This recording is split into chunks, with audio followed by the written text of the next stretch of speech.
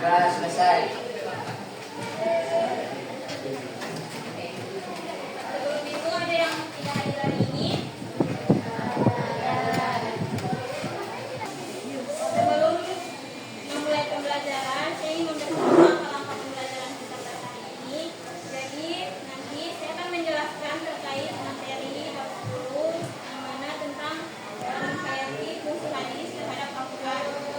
Selanjutnya kalian menyimak penjelasan saya. Lalu saya akan bagi kalian menjadi beberapa kelompok. Nanti kalian berdiskusi dan mengerjakan soal LKPD yang sudah akan dilakukan. Nanti setelah itu kelompok yang berdiskusi akan maju ke depan untuk mempresentasikan hasil pemaparan kalian terkait LKPD yang sudah dilakukan. Nah, adapun tujuan dari pembelajaran kita hari ini yaitu kalian dapat menganalisis fungsi hadis terhadap Al-Quran. Kemudian kalian menyajikan contoh-contoh hadis terhadap Al-Quran. Kita belajar tentang Al-Quran dan juga hadis. Nah, kalian juga sudah tahu tentang Al-Quran, di mana Al-Quran merupakan kitab suci bagi umat Islam sebagai wahyu Allah yang diturunkan kepada Nabi Muhammad, berisi tentang perintah-perintah dan ayat-ayat yang diturunkan oleh Allah kemudian kepada Nabi Ibrahim dan untuk diajarkan kepada kita manusia. Saya sudah belajar mengenai Al-Quran, di mana Al-Quran adalah Al-Quran bagi umat Islam, di mana di dalamnya terdapat ayat-ayat untuk perintah dari Allah kepada umat. Nah, kalian pernah terpikir tidak, mengapa kita sudah punya Al-Quran, tetapi kita masih membutuhkan hadis? Ada yang bisa menjawab? Saya Ibu, jadi menurut saya fungsi hadis bukan hanya untuk memperjelas isi-isi dalam Al-Quran, tetapi hadis adalah penjelasan bagi Al-Quran dan perinci pesan-pesan Al-Quran karena kebanyakan kandungan Al-Quran yang bersifat jamil atau bolang. Menurut saya hanya itu sih Ibu. Ada lagi yang bisa menambahkan atau ada lain? Jika tidak ada lagi, maka untuk mengetahui fungsi hadis lebih lengkap terhadap fungsi hadis terhadap Al-Quran, itu mari kita masuk kepada pembahasannya.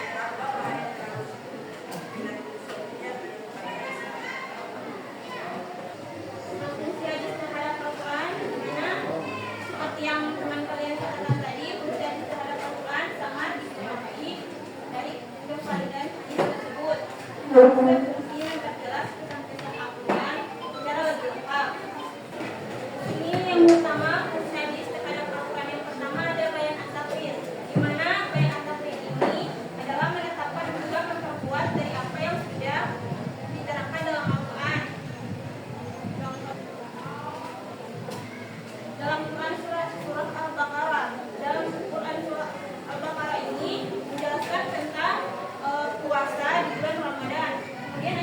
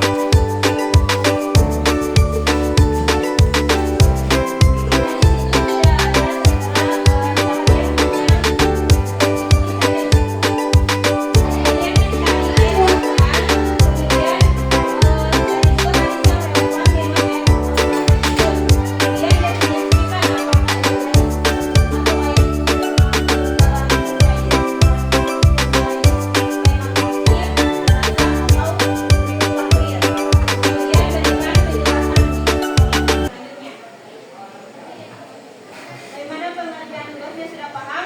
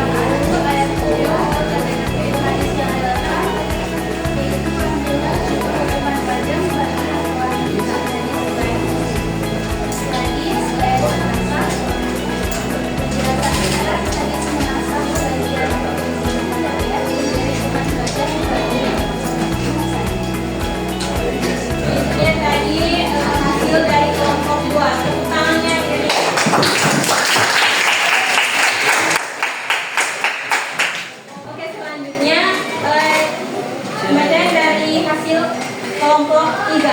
Silakan. Baik, dari hasil diskusi kami yang pertama adalah Quran Surah Al-Baqarah ayat 219 yang artinya segala yang memabukkan itu haram, hadis riwayat Muslim. Dan yang kedua adalah Quran Surah Al-Baqarah ayat 230 yang berbunyi artinya iddah wanita yang ditinggal wafat adalah 4 bulan 10 hari, hadis riwayat Bukhari. Itu dia tadi hasil diskusi dari kelompok 3. Berikan aplaus dulu. Nah, jadi kita sudah mempelajari fungsi-fungsi hadis terhadap Al-Quran, dan juga tadi teman-teman dari kelompok yang sudah saya bagikan sudah menjelaskan hasil diskusinya. Nah, selanjutnya saya akan menanyakan kepada kalian tentang sejauh mana pemahaman kalian tentang fungsi hadis terhadap Al-Quran. Apa saja fungsi-fungsi hadis terhadap Al-Quran? Oke, silahkan. Jadi fungsi hadis terhadap Al-Quran yaitu ada bayan at-takfir adalah menetapkan dan memperkuat dari apa yang sudah diterangkan dalam Al-Quran. Di sini hadis berfungsi untuk membuat kandungan Al-Quran semakin kokoh. Yang kedua, bayan at-tafsir adalah tafsiran atau perincian terhadap isi Al-Quran yang masih bersifat umum atau mujmal, serta memberikan batasan-batasan persyaratan pada ayat-ayat yang bersifat mutlak atau takyid. Yang ketiga, hadis sebagai bayan at-tafsir ialah sebagai pemberi kepastian hukum atau ajaran-ajaran Islam yang tidak dijelaskan dalam Al-Quran. Berikan aplaus untuk teman-teman.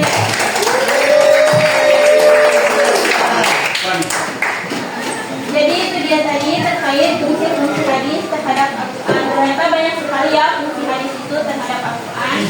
Nah,